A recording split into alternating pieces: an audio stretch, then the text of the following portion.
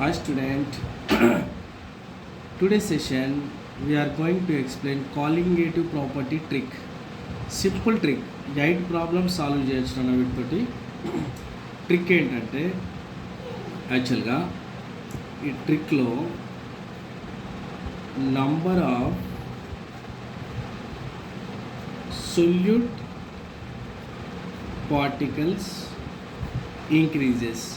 Number of solute particles increases. Lowering vapor pressure increases. Relative lowering vapor pressure increases. Boiling point increases. Delta TB increases. Right? తర్వాత delta TF increases, freezing point decreases, vapour pressure decreases. 1 2 3 4 5 6 7 8 మనం solve చేయొచ్చు. అంటే osmotic pressure increases. Okay friends, ఇక్కడ చూడండి, freezing point vapour pressure రెండు decreases, remaining all increases. ఇది ఒక్క point జరుగుతుంది. ఈ ట్రిక్ చాలు. నంబర్ ఆఫ్ సొల్యూట్ పార్టికల్స్ ఎప్పుడైతే ఇంక్రీజ్ అవుతాయో delta P, RLBP, PP, delta TB, right, freezing point, boiling point, right, freezing point decreases, vapour pressure decreases, osmotic pressure increases. అంటే ఈ ట్రిక్ని కనుక గుర్తుపెట్టుకోగలిగితే మనం క్వశ్చన్స్ని సాల్వ్ చేయొచ్చు. ఒకసారి క్వశ్చన్ చూడండి.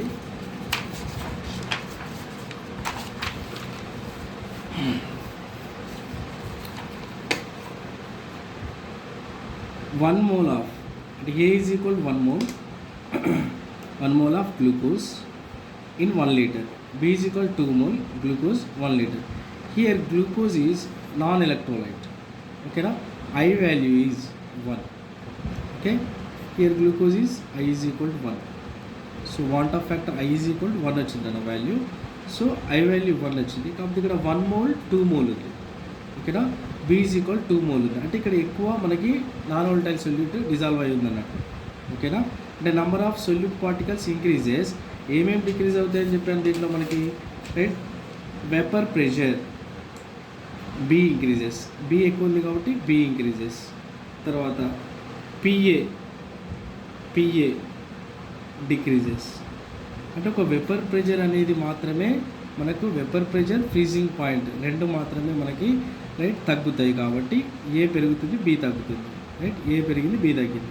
రిమైనింగ్ కూడా RLBP increases, B increases, boiling point B increases, delta TB B increases, delta TF B increases, osmotic pressure B increases.